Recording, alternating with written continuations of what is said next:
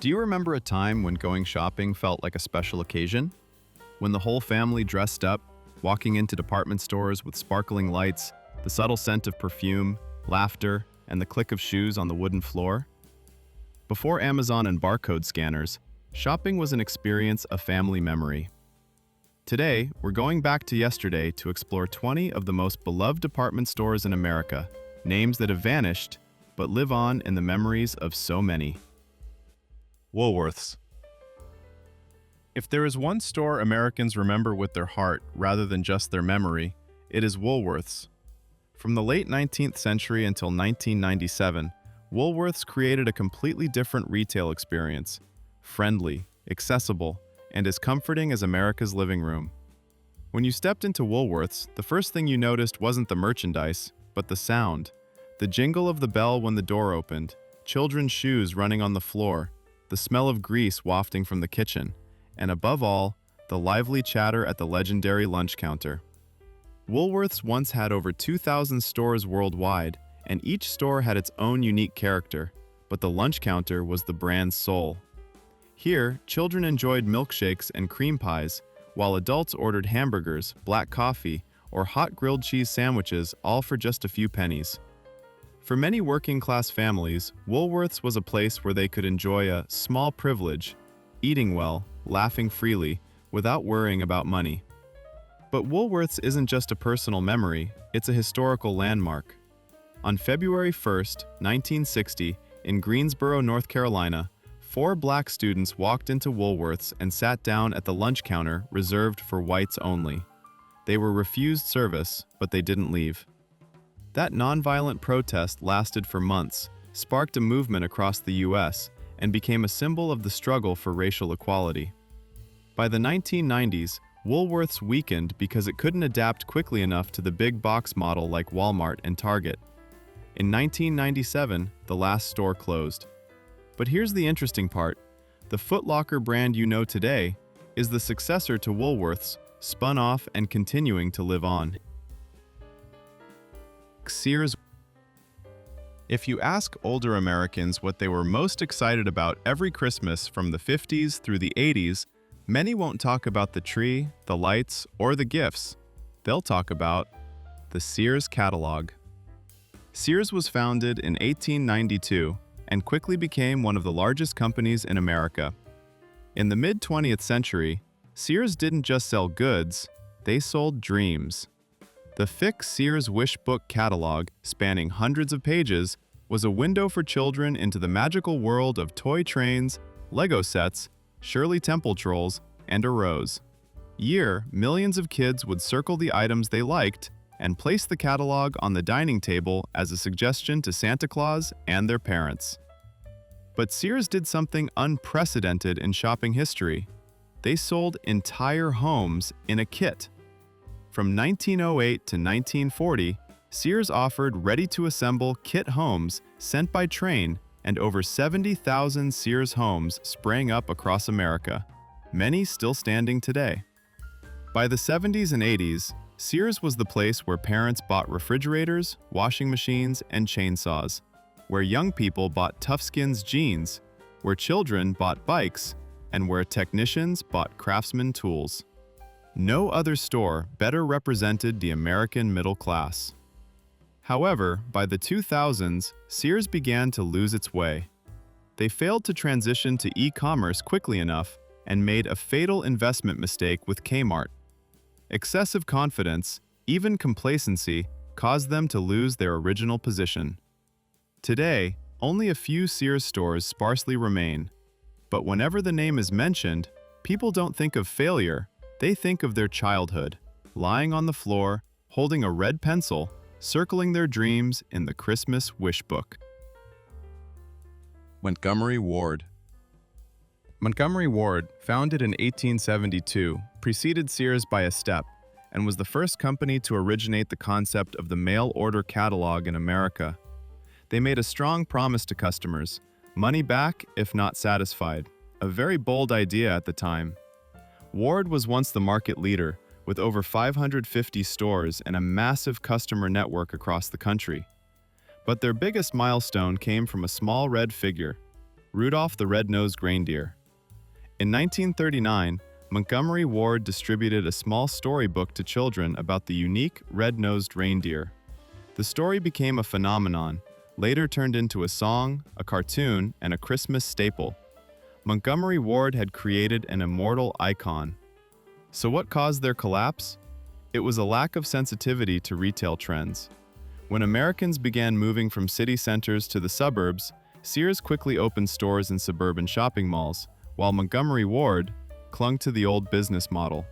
They refused to convert, refused to change locations, and refused to invest in the customer experience. Ultimately, Ward was forced to liquidate in 2001. However, the interesting thing is, the Montgomery Ward brand still exists as an online retail company, a second life in the new era. Marshall Field's.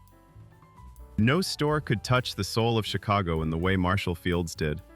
Established in 1852, Marshall Field's was not just a shopping address, it was a cultural heritage of the city.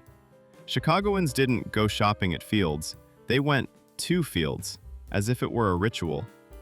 Marshall Field's was always at the forefront of the customer experience. Famous motto, "Give the lady what she wants." The brilliant Tiffany glass ceiling, the largest in the world. The birdcage tea and pastry counter in the Grand Hall. The mesmerizing Christmas window displays every winter. During the holidays, families went to Field's to look at the decorated windows, then had lunch. It was an unchangeable tradition.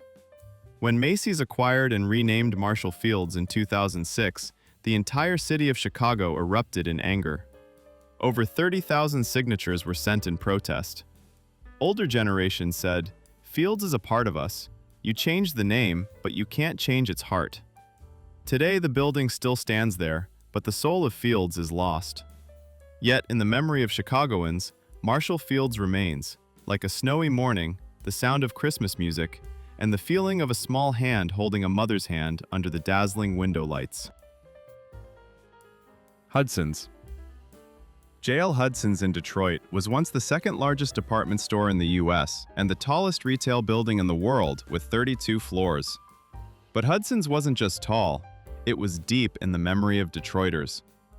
Hudson's created an event, the Hudson's Thanksgiving Day Parade, starting in 1924, and still exists today under the name Detroit Thanksgiving Parade. This made Hudson's the place where the city's holiday season began. In the 50s through the 70s, Hudson's was the place where young girls bought their first prom dress, young men bought suits for their wedding day, children went to see the Christmas windows with their grandparents, young couples went on dates on the top floor. Hudson's was a part of social life, a symbol of the golden Detroit before the city fell into hard times. When Hudson's closed in 1986, Detroiters didn't just lose a store, they lost a piece of collective memory. The building was demolished in 1998, and many people stood on the street, watching the concrete pieces fall, as if they were widening a funeral. Still with us on this nostalgic journey? Drop a yes in the comments so we know you're enjoying it. Lord & Taylor. If Marshall Field's was the heart of Chicago, Lord & Taylor was the grace and poise of New York City. Founded in 1826, it holds the distinction of being the oldest department store in continuous operation in the United States. For generations, walking through its doors wasn't just shopping, it was stepping into a world where refinement, taste, and quiet luxury were the guiding principles. Lord & Taylor was especially celebrated for pioneering the art of Christmas window displays. Long before Macy's made it famous, Lord & Taylor was the first American retailer to create animated holiday windows, beginning in 1937. These displays weren't advertisements, they were storytelling. Children pressed their hands to the glass, adults paused their commute, and strangers became silent observers of miniature winter fairy tales. Inside, the atmosphere was intentionally calming.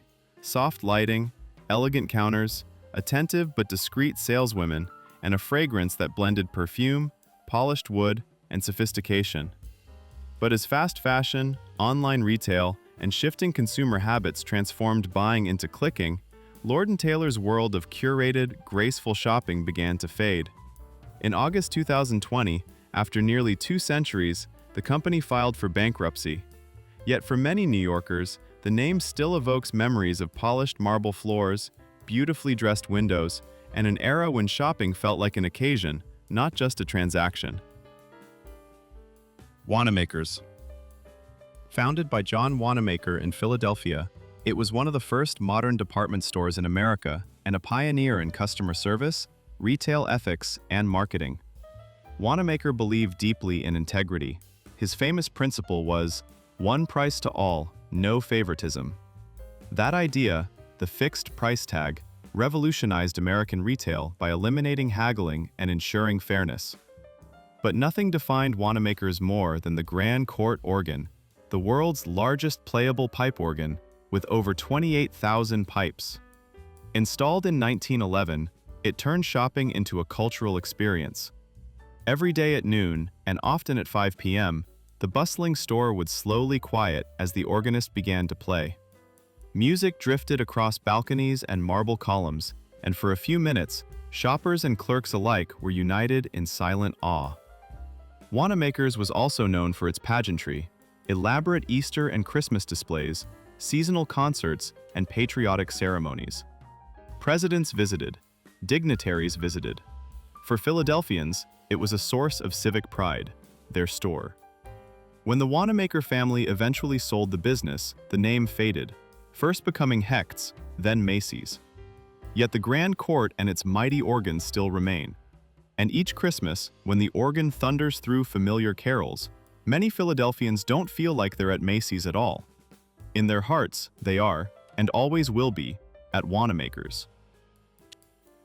Gimbels. If there was ever a retail rivalry that Americans loved to talk about, it was Gimbels versus Macy's. Their competition wasn't hostile, it was almost theatrical. The rivalry was immortalized in the beloved 1947 Christmas film, Miracle on 34th Street, where the two stores competed fiercely, yet served the magic of Christmas together. That movie ensured that even people who never set foot in Gimbels still knew the name. Gimbels began in 1887 and expanded rapidly, eventually operating stores in New York, Philadelphia, Pittsburgh, and Milwaukee. By 1930, it became the largest department store group in the world, generating $123 million in annual sales, an extraordinary feat for the time. Gimbels became known for being approachable and pragmatic, a store for the everyday American. Their advertising slogan, "Gimbels has it," wasn't just marketing, it was genuinely true. From winter coats to school supplies to wedding gifts, Gimbels was where many families went first. Unlike Macy's, which leaned into glamour and prestige, Gimbels was proudly practical, a place where working-class customers felt neither judged nor out of place. But as suburban shopping centers emerged in the 1960s and 70s, urban flagship stores like Gimbels struggled. Eventually, in 1987, the final Gimbels store closed, quietly marking the end of a New York institution. BONWIT Teller. BONWIT Teller was never a mass-market store. It was a sanctuary for refinement, for women who viewed style as a form of personal expression. Founded in 1895, the store gradually evolved into one of New York's most cultured retail destinations. Sitting elegantly at 5th Avenue and 56th Street, BONWIT Teller specialized in European couture, French perfume, fine leather gloves, hand-sewn hats, silk evening gowns, and pieces from emerging designers long before they became household names. Its clientele included socialites, actresses, kit wives, and young women aspiring to sophistication. Sales staff were known for treating customers like acquaintances, not transactions. They remembered names, preferences, and even the stories behind special purchases. First Lady Eleanor Roosevelt attending the Fifth Avenue opening in 1930 wasn't just a publicity gesture. It was an acknowledgement of BONWIT Teller's cultural standing in American fashion. Shopping there felt less like browsing, and more like being gently ushered into a world of elegance. But by the 1970s, the winds shifted. Fast fashion accelerated trends and lowered prices, while recessions tightened budgets. The carefully curated grace of BONWIT Teller began to feel out of sync with a faster, louder retail world. In 1979, The iconic flagship was sold to Donald Trump and demolished, its stone reliefs and decorative panels becoming objects of controversy when they were not preserved. In memory, though, BONWIT Teller remains a symbol of a time when style was personal, shopping was ceremonial, and true elegance whispered rather than shouted. BULLOCKS, Wilshire. Opened in 1929, the building itself was a monument to Art Deco grandeur, with its copper-clad tower, zigzag ornamentation, and carved stone facades that shimmered in the California sun. You didn't just shop there, you arrived there, almost as if stepping into a film scene. Inside, BULLOCKS Wilshire catered to the Hollywood elite with an intimacy unmatched by other retailers. Mae West selected perfumes there, Clark Gable picked out fine neckties, Greta Garbo was known to slip in discreetly through side entrances. Private fitting salons allowed actresses and society women to try on couture while being served chilled water or mint tea by attendants trained to be discreet and deferential. Even its culinary reputation was unique. That famous coconut cream pie from the top-floor tea room became a cherished memory for generations of patrons. Many people say they still remember its smell more vividly than the dresses they bought. But Los Angeles transformed. Wealth shifted westward, malls drew shoppers away, and the 1992 civil unrest caused extensive damage to the store. BULLOCKS Wilshire closed its doors not with thunder, but with a quiet, dignified fade-out. Today, the building survives as part of Southwestern Law School, preserved, restored, and admired, proof that glamour may leave retail, but architecture can still remember. If you visited those luxurious stores back in the day, what do you remember most clearly? The displays, the style of service, or just the feeling of stepping into a place worth dressing up for? Dayton's. Dayton's was once the central department store of Minneapolis, a place where countless Minnesotans shared childhood memories. For many families, the weekend meant going downtown, stepping into Dayton's, buying a small item, and having lunch in the food court. Dayton's truly created a sense of community, a place where everyone felt comfortable and approachable, not luxurious or pressured like other expensive stores. Interestingly, Dayton's was always a leader in local community activities. Every holiday season, they decorated the building with Christmas themes, creating the feeling of stepping into a fairy tale winter story. The window displays, the animated dolls, and the winter scenes made children press their faces against the cold glass in excitement. Few people know that Dayton's is the birthplace of the Target brand. In 1962, Dayton's opened a discount store in Roseville named Target. At the time, no one expected that Target would later become Walmart's major national competitor and one of America's most successful retailers. Today, the world knows Target, but few remember that it started from Dayton's. Dayton's was also famous for its Pet-O-Rama service, which sold pets, especially fish and birds. Children back then could stand for hours looking into the colorful fish tanks and the chirping birds in cages, something hard to find in modern department stores today. When the Dayton's name disappeared in 2001, many people were not just sad to lose a brand, but felt like they lost a piece of their youth. Today, when passing by that building, many Minnesotans still unconsciously say Dayton's as a natural reflex of the heart rather than of memory. Filene's. Filene's was connected to the people of the Boston area like a local secret that everyone knew. The most notable feature of Filene's was the automatic bargain basement, a system of automatic discounts. Every week, the price dropped by another level. This turned every item into a gamble. Buy now or wait a little longer. Many women from that time said that hunting for deals in the Filene's basement was like participating in a psychological game. If you waited too long, the item would be gone. But if you rushed, you would lose on the price. The thrill of Filene's was not in the purchase, but in the feeling of victory. But what people remember most is the running of the brides event. On the wedding dress sale day, the doors opened and hundreds of future brides rushed into the basement to find their dream dress at a fraction of the original price. Some said they no longer remember what the dress looked like, but they clearly remember how much they laughed, how many dresses they carried, and how they ran with their best friends. Filene's was a piece of Boston culture, charming, practical, and slightly self-deprecating. Bostonians are famously unpretentious, not ostentatious, and Filene's reflected that spirit perfectly. No need for luxurious experiences, just practical value and smart shopping. When Filene's was merged into Macy's in 2006, many people still felt regret. For them, Macy's might be bigger, brighter, but it didn't have the Boston personality that Filene's once had. HECHT'S. HECHT'S was once the shopping center for residents of Maryland, Virginia, and Washington, D.C., a store for everyday needs, buying work clothes, household goods, school uniforms, and casual wear. HECHT'S was not glamorous nor demanding. It was simple, in a good way. One of HECHT'S important historical contributions was the introduction of revolving credit accounts. This changed the way Americans consumed. They didn't need to have enough money immediately to buy a large item. Instead, HECHT'S allowed them to buy now and pay later. This made quality goods more accessible to the working and middle classes. There's one more thing. HECHT'S always created a sense of intimacy. Employees recognized regular customers, remembered their shirt size, or asked, "What grade is your daughter in this year?" HECHT'S didn't just sell goods, it built relationships.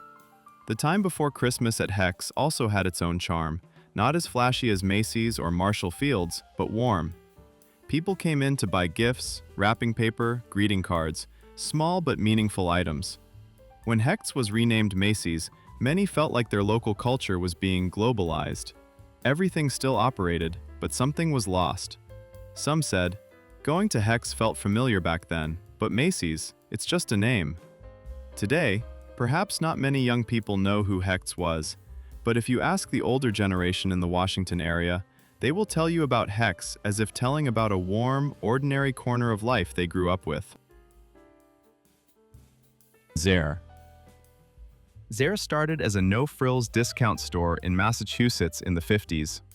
This was not where you went to enjoy shopping, but where you went to find what you needed at the best price. Cheap prices, abundant inventory, quick selection. That was ZAYRE's philosophy. In the 60s and 70s, ZAYRE especially attracted the working class looking for household items, children's clothes, and essential products at reasonable prices. A distinct feature of ZAYRE was that they often had a very visible clearance area where leftover inventory was sold at extremely low prices. Americans used to joke, "If you need something and don't want to pay full price, go to ZAYRE." In some cities, ZAYRE was like the everyday store, while Sears or Macy's were reserved for special occasions. But moving into the 80s, ZAYRE took a risky step, expanding too quickly in too many states. This led to a drop in service quality, uncontrolled inventory, and a confusing shopping experience. Eventually, ZAYRE was acquired by AMES in 1988 in an ambitious expansion attempt, but both paid the price. ZAYRE disappeared, but for many working-class American families, the memory of finding bargains at ZAYRE remains a period of simple, everyday life. CALDOR. If ZAYRE represented pure practicality, CALDOR was the harmonious balance between low prices and quality. In the northeastern U.S., many people viewed CALDOR as the place to buy affordable items that still ensured durability and decent design. The New York Times even called CALDOR the Bloomingdale's of discounting, a compliment full of nuance. CALDOR prioritized product quality much more than many competitors. Instead of just pushing prices down, they tried to bring a feeling of smart buying. Durable children's clothes, effective household goods, toys good enough for children to use long-term. That was the CALDOR experience. In the 80s and 90s, CALDOR expanded across New England and the Mid-Atlantic. However, CALDOR also faced a common problem of that era: direct competition with Walmart and Target, two giants with greater resources, stronger distribution systems, and deeper pricing strategies. CALDOR was strong on value, but not fast enough to keep up with the change. In 1995, CALDOR filed for bankruptcy, and by 1999, it completely closed. CALDOR's buildings often became locations for the new generation of retailers like Kohl's or Home Depot.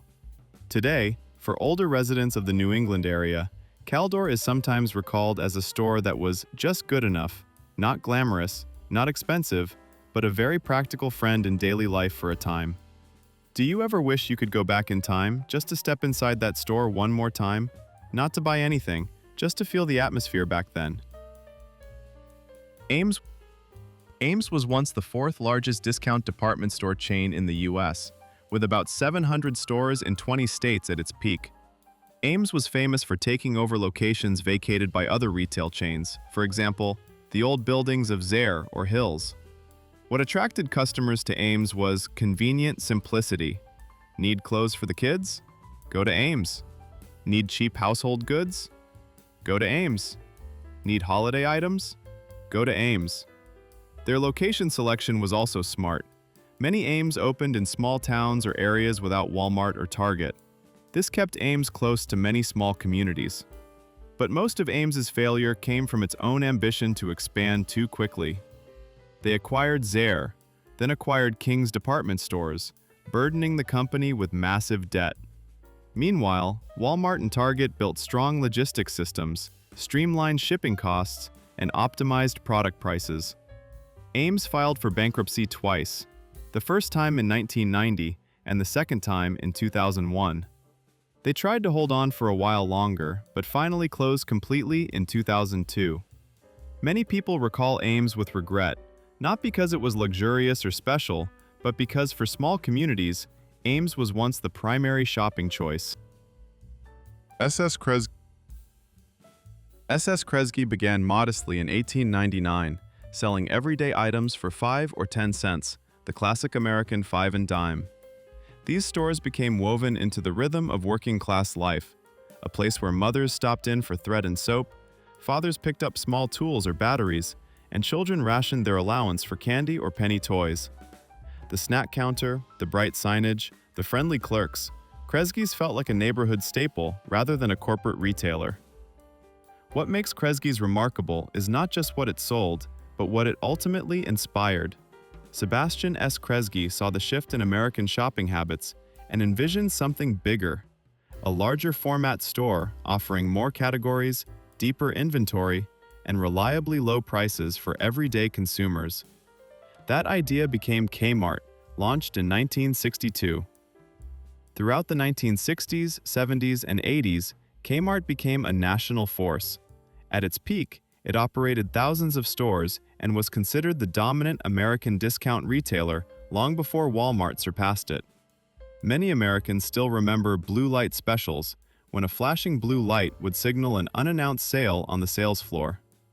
Gradually, KRESGE stores disappeared, absorbed into a new generation of retailing. Yet its legacy lives on, not only in Kmart's history, but in the broader belief that affordable shopping should be accessible to everyday families. Radio Shack. Radio Shack was founded in 1921 and was once a paradise for tech enthusiasts and electronics tinkerers. In the 70s and 90s, anyone who ever assembled a radio, fixed a speaker, or built an electronic circuit had been to Radio Shack. The employees there genuinely knew about the products, not just reading labels. They talked about resistors, capacitors, and amplifier circuits like talking about dinner. Radio Shack was also famous for its free battery every month program. Every customer could receive a free AA or 9-volt battery when visiting the store. A seemingly simple tactic, but it brought customers back again and again.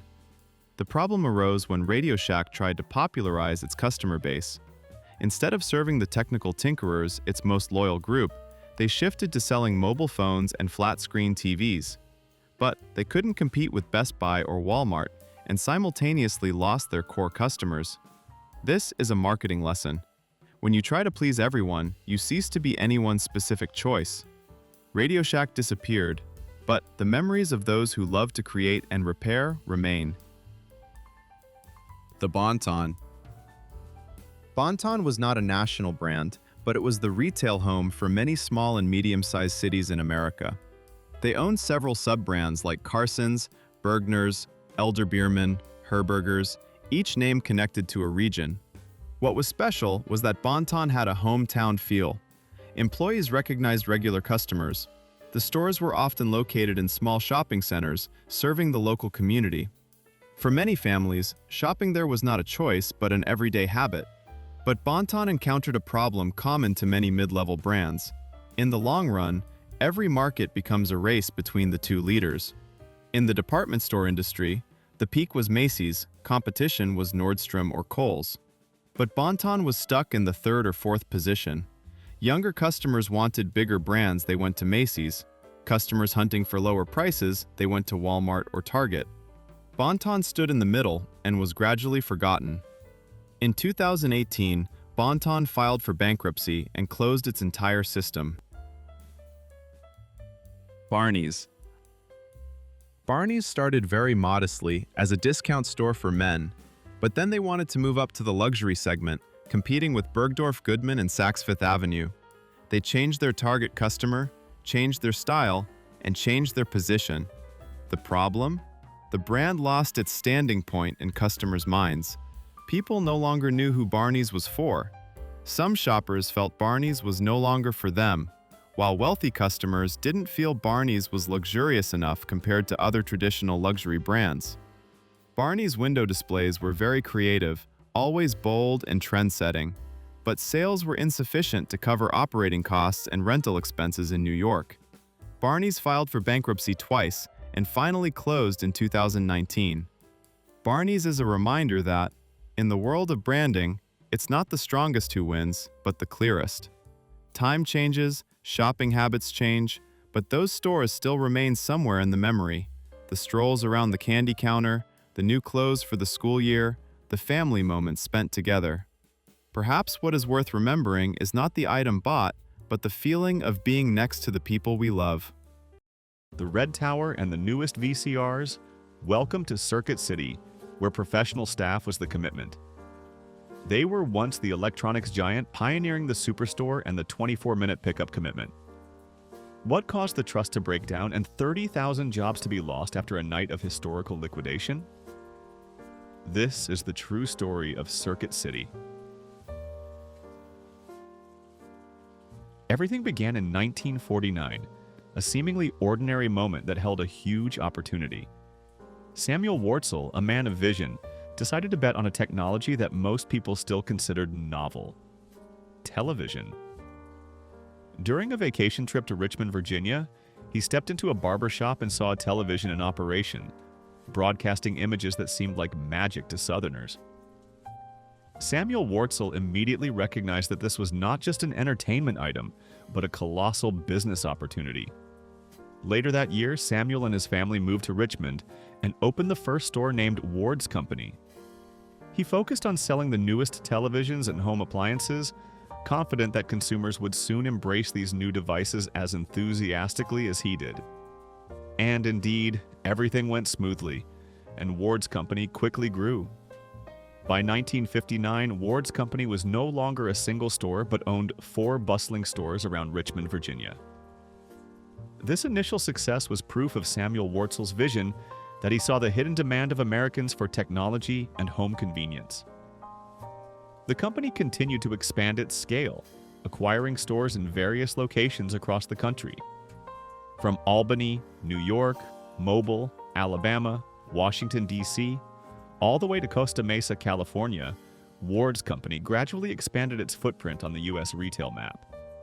Samuel's partner, Abraham Elk, helped scout new locations, strengthening the company's presence.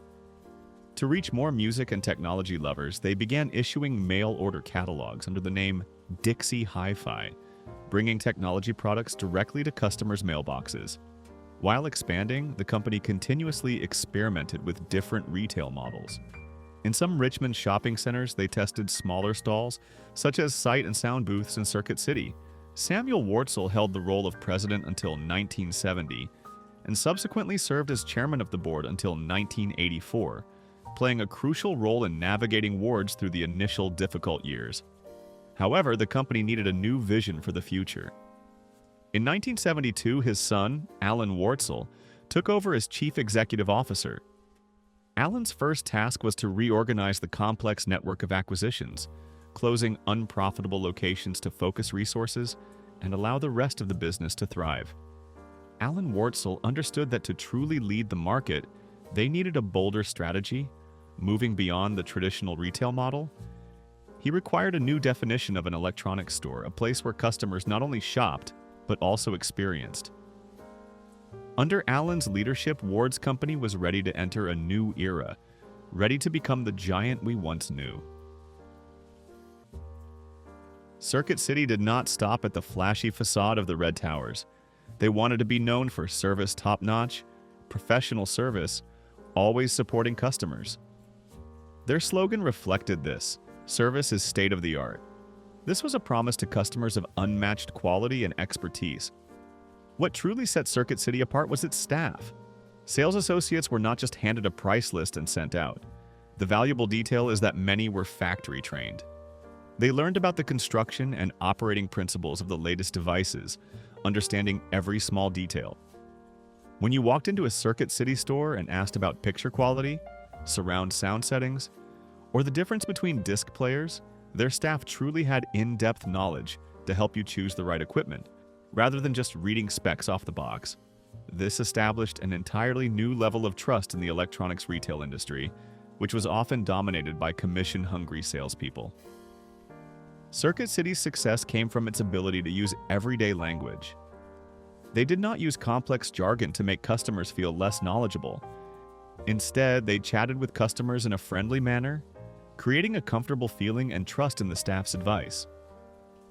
Like a neighbor who coincidentally knows all the technical specs, Circuit City's staff did not lecture but accompanied customers through their choices. This built trust, and that trust translated into repeat visits and valuable word-of-mouth referrals. By combining bold store design, a strong expansion strategy, and especially a genuine push for expert service, Circuit City stood out in the crowded electronics retail world of the 80s. They might have faced a few hurdles, like having to say goodbye to New York City, but the superstores with the Red Towers thrived under the California sun, and consumers everywhere began to take notice. They became the default destination when people needed reliable advice on technology. But what happens when a company famous for service suddenly switches to rapid acceleration and massive scaling? As Circuit City began to flourish, a bold change in branding and expansion strategy propelled the company to a new level. 1984 was a pivotal year for the Richmond-based company. In the spring, the company changed its name from Ward's Company to a stronger one, Circuit City Stores Incorporated. Simultaneously, they rang the bell to list on the New York Stock Exchange. Overnight, the image of a family company was significantly upgraded. Circuit City became a national competitor, complete with a stock ticker and all the alluring details of a young company on Wall Street. Their initial slogan cemented the company's position: Circuit City, where the streets are paved with bargains. This slogan immediately told customers that this was not the boring old appliance store. This was the center of cheap goods, and they were serious about this business. However, Circuit City's true strength lay in its ability to transform other spaces into its own large superstores. They experimented by leasing corners in Zod's discount stores and the electronics sections of department stores. But by the mid-80s, they decided to bet everything. From Knoxville, Tennessee to Charleston, South Carolina, and Hampton, Virginia, those small space leases gradually gave way to full Circuit City superstores, packed with televisions, stereo equipment, and a wide array of technology. However, the path to expansion was not smooth. In 1981, Circuit City aimed for New York, the largest city. They acquired the 6 remaining locations of the bankrupt Lafayette radio chain and even plastered the name Lafayette Circuit City on the windows. Soon after, they expanded to 15 locations, but New York proved to be a tough market. After pouring approximately $20 million into the effort, Circuit City had to retreat in 1986. That was a painful lesson. New Yorkers could be fickle, and subway stations did not always lead to stable customer traffic. Undeterred, Circuit City shifted focus westward. In 1985, they arrived in Los Angeles by converting 7 old Akron discount stores into bright, spacious superstores. Los Angeles was a maze of freeways and shopping centers, so Circuit City knew that they needed an easily recognizable sign. Thus, the Red Tower was born. It was a tall, bold red beacon, standing out on the store facade as if saying, "Hey, over here, this is where the deals are." Soon after, the Red Tower became as familiar to Angelenos as palm trees and sunshine. It was the unmistakable identifier of the chain. Alan Wartzel, after clearing debt and restructuring the company, had a clear vision for the future in 1973. His and his team's long-term plan was to build a bigger, better, and smarter model. They selected a location on Thalrow Street in Richmond and began constructing a massive distribution center along with new corporate offices. But Alan did not want that vast space to sit empty. In the spring of 1975, right at this distribution center, a revolutionary retail model was born, Ward's Loading Dock. This was the first giant warehouse-style showroom, an open, vast space filled with shelves stacked with televisions, stereo systems, and home appliances. Here customers could freely view, compare electronic products, and shop at their own pace. This model was an immediate success. Customers loved the bright lighting, wide aisles, and the feeling of access to cutting-edge technology.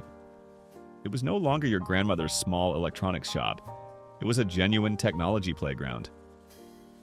The resounding success of Ward's Loading Dock proved that the superstore concept was viable. The company decided to replicate this model nationwide, but with a new, stronger, and more memorable name, Circuit City Superstore. On June 22, 1978, the first official Circuit City Superstore opened in North Carolina. This opening created a huge wave. Loud advertisements, long lines of curious shoppers, and the constant sound of new TVs being tested created a bustling atmosphere.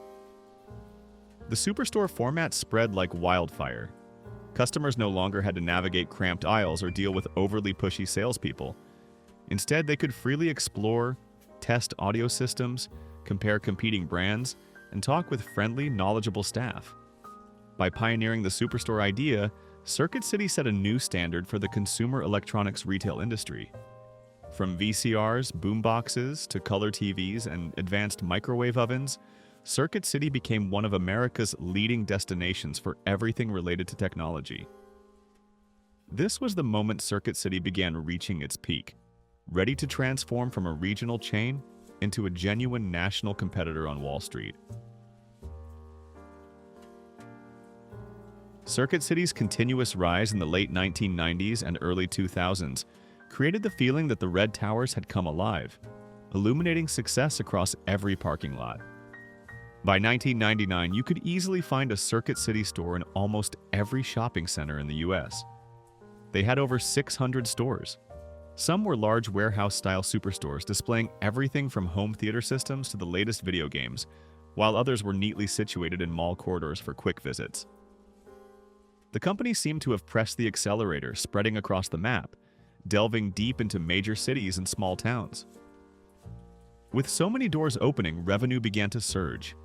Annual sales surpassed the $10 billion mark, even approaching $12 billion in the best years. That $12 billion figure was like a colossal mountain of cash, stretching farther than the Red Towers. Behind the scenes, a team of salespeople, greeters, technology experts, and managers kept the cash registers ringing. Circuit City did not stop at US borders. Some stores appeared in Canadian cities like Toronto and Vancouver, introducing the familiar Red Towers and Deals signage to northern shoppers. Soon after, the total number of Circuit City locations across the US and Canada surpassed 1,500. This was a bold move, as international expansion is always complicated with differing taxes, regulations, and customer tastes. But Circuit City leaders believed that once people saw the sheer variety of products, flat-screen TVs, surround sound systems, multifunction microwave ovens, they would love it, just like customers in Dallas and Des Moines did. Simultaneously, the world was moving online. Customers began asking, "Do you have that model on your website?" And Circuit City was ready. They developed an early e-commerce platform along with an in-store pickup option. Customers could pre-order a new camcorder at home, then stop by the nearest store for pickup without waiting. Which piece of technology stunned you the most back then? Was it the VCR or a first plasma TV? Please share your story. It is strange to think that a company that once lit up parking lots across the country with brilliant red towers could fall into difficulty. But that is exactly what happened to Circuit City in the years leading up to its collapse. The main problem was that the chain did not change quickly enough. Imagine browsing an electronics store and seeing all the latest gadgets. Flat screens seemingly floating on walls, gaming consoles in shiny neon boxes, sleek Apple computers gleaming under the lights. But when you went to Circuit City, their shelves looked a bit dated. Competitors like Best Buy surged ahead, quickly signing exclusive partnerships, deploying bustling gaming zones, and placing prominent Apple logos on their walls. Best Buy displayed high-tech products like the Whirlpool Duet and offered free delivery for large appliances, creating thousands of possibilities for customers. Meanwhile, Circuit City seemed trapped in a time warp. They were still advertising yesterday's devices and outdated promotions, while shoppers had moved on to newer things. They tried to compete on two fronts, trying to improve the in-store experience against Best Buy and trying to upgrade the online platform against Amazon, but ultimately they became half-hearted. The superstores, once symbols of innovation, now felt vast and empty. Customers wanted excitement, expertise, and the newest gadgets. They wanted to chat with friendly, knowledgeable staff and compare products side by side in lively, interactive showrooms. However, Circuit City's quiet aisles and generic signage could not compete. This loss of momentum was a clear sign that Circuit City had lost the ability to feel the market's pulse. They had built their empire on expert service, but they failed to apply that expertise to recognizing emerging technology trends, from the video game boom to the impending dominance of Apple. In the 2000s, no brand generated the excitement and frenzy quite like Apple. Apple had become the coolest technology brand in the world. The introduction of the iPod and later the iPhone completely changed how people consumed music and communicated. However, while the Apple craze was sweeping, Circuit City paid almost no attention. This was a destructive strategic mistake. Recall the image of competitors. Best Buy and other retailers capitalized on every Apple product release. They organized midnight launches, lined up eager crowds, and even trained staff to speak Mac fluently. Best Buy transformed their Apple areas into compact stores within the large store, attracting a large number of loyal Apple customers. What about Circuit City? They lacked dedicated display areas. They did not have genius bar-style service counters where customers could receive direct assistance. Most importantly, they lacked exclusive deals for the iPod and later the iPhone. Circuit City's attitude toward Apple can be summarized as, if Apple products come to us, fine. If not, oh well. That indifference was completely inappropriate when trying to stay relevant in a fast-changing market. Ignoring Apple was not just missing out on revenue from the world's best-selling products, it was missing the chance to refresh the brand image. Apple conveyed a sense of innovation, style, and premium quality. By not collaborating closely with Apple, Circuit City framed itself as a seller of mass-market, dated consumer electronics, while Best Buy was seen as the place for cutting-edge, stylish technology. This mistake intensified the feeling that Circuit City's shelves looked a bit dated. While Best Buy actively trained staff on Mac products, ensuring employees could handle complex Apple customer inquiries, Circuit City lacked similar investment. This completely contradicted Circuit City's core competitive advantage, which was expert service. If you cannot provide expert advice on the most sought-after products, your competitive advantage disappears. While Circuit City struggled with the decision to remove appliances, they made another severe mistake in recognizing an exploding technology trend: the video game industry. In the early 2000s, the video game industry exploded into a multi-billion-dollar business. New consoles sold out in minutes after holiday launches, and accessories sold faster than you could say level up. This was a colossal revenue source, an industry that generated young, dynamic, and often repeat customer traffic. However, Circuit City never truly caught this wave. Their video game displays were small, tucked away in corners, and lacked the necessary vibrancy. There was none of the excitement or bustling atmosphere you would find at a specialized game store. Customers wanted the full experience. They wanted to try out the latest game titles, pre-order exclusive versions, and talk to staff who shared their passion for gaming. Circuit City failed to provide that. While other competitors, including Best Buy, recognized the importance of turning the gaming area into a vibrant destination within the store, Circuit City treated gaming as a side product, something to be tucked into a corner. Consequently, shoppers seeking a complete gaming experience skipped Circuit City and went straight to specialized stores or competitors. Ignoring gaming was not just missing out on revenue from consoles and software, it was missing the opportunity to attract a new generation of consumers. These young customers were the ones who would later buy flat-screen TVs, audio systems, and other home electronics. By failing to create an engaging environment for them, Circuit City inadvertently severed its relationship with its future customer base. Even worse, this decision increased the store's feeling of being outdated. If Circuit City could not properly display the hottest thing on the market, video games, how could they be considered experts in cutting-edge technology? In its heyday, Circuit City was known for staff who could help customers select the right VCR or boombox. But as the technology world shifted towards digital and interactive entertainment, Circuit City failed to train its staff to adapt. Are you still with us on this journey down memory lane?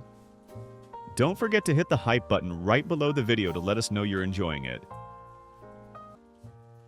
One of Circuit City's biggest and most puzzling mistakes was eliminating large home appliances from their product catalog. Refrigerators, washing machines, dryers, and other large household devices were once anchors for many major retailers. Appliances had an extremely important strategic role.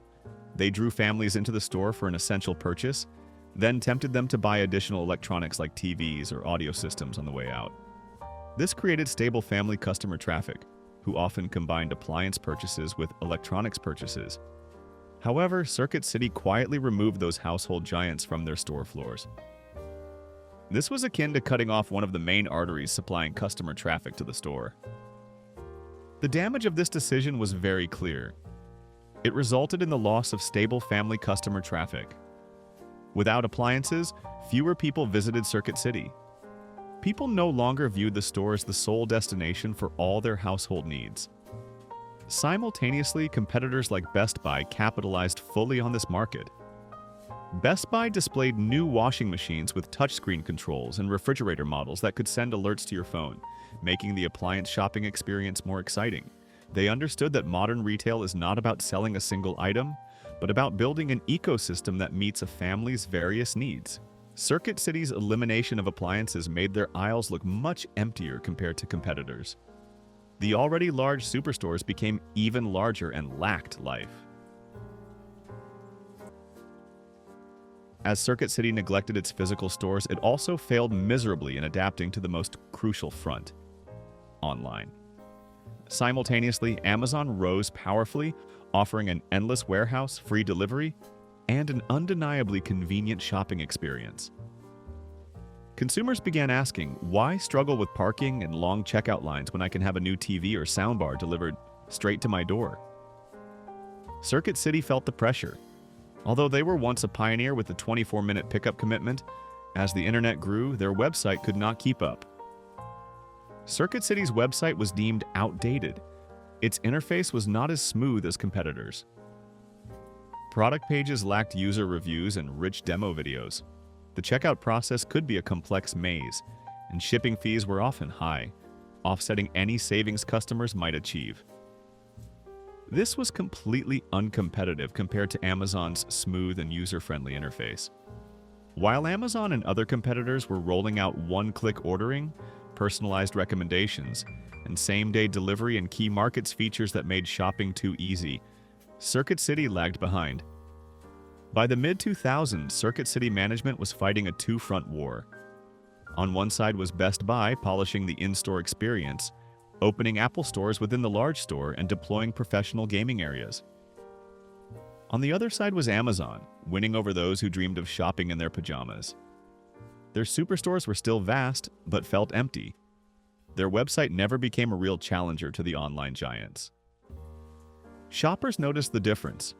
Friends began asking each other, why bother with the Red Tower when you can find much better deals and greater convenience online? Holiday customer traffic decreased and gift cards went unused. The consequences of laying off the best employees were immediate and devastating. Customers entered stores expecting expert advice but encountered uninformed staff.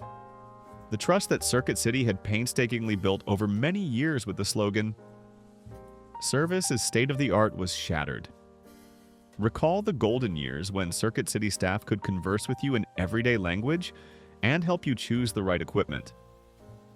That trust was their greatest asset. When customers realized they could no longer rely on the staff, they had no reason to visit the Red Towers anymore. Peter Cohan emphasized that Circuit City executives were so focused on cutting costs that they overlooked the true value of the skilled sales team. He argued that those employees were the core of the superstore business model, and eliminating them showed a fundamental misunderstanding of retail strategy. The loss of expertise caused Circuit City to lose its core competitive advantage. In a world where Amazon could deliver cheaper and faster, the only advantage of a physical store was the shopping experience and reliable advice. When that advice was no longer trustworthy, Circuit City became redundant.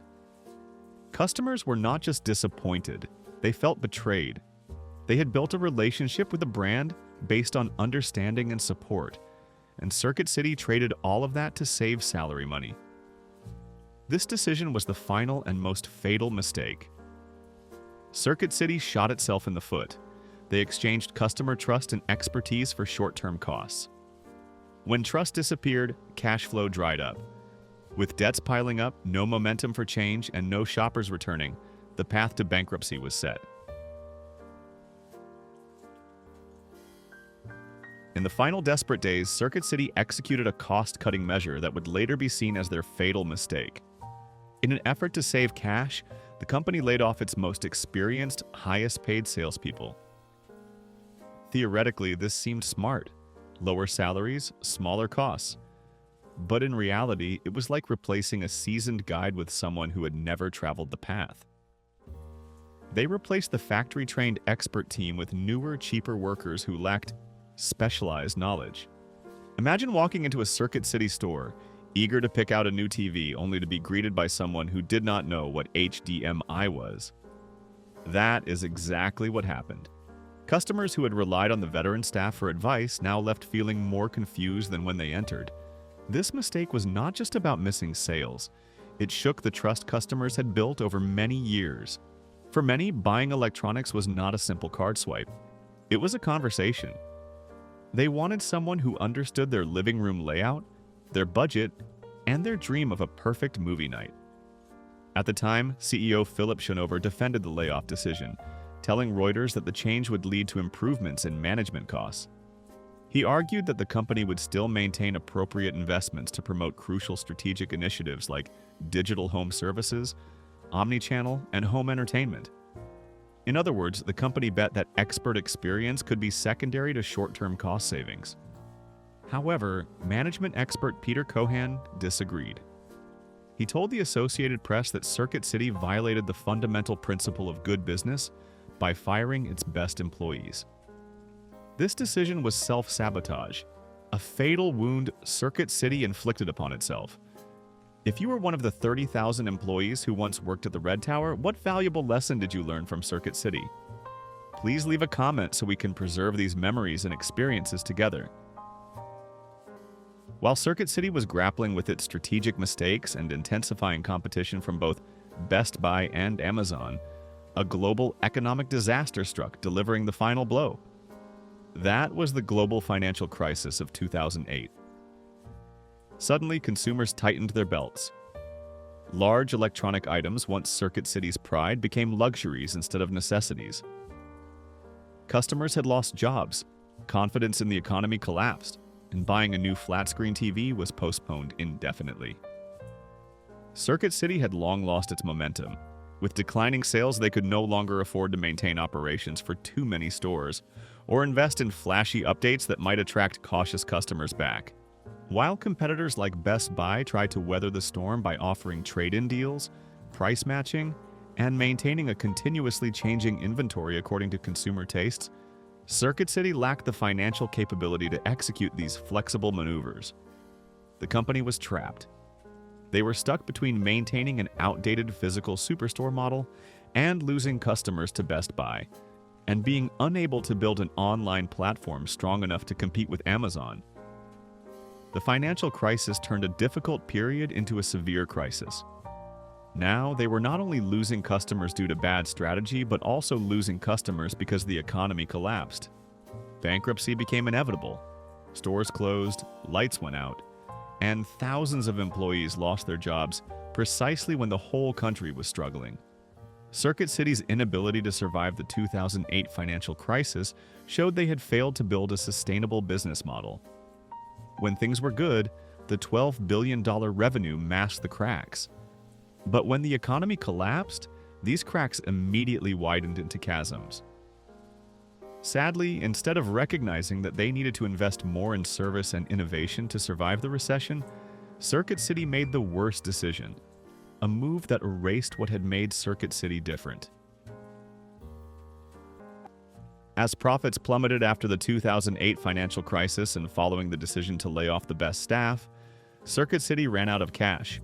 Sales continued to drop and the company fell into a debt spiral. There was not enough money to refurbish the stores.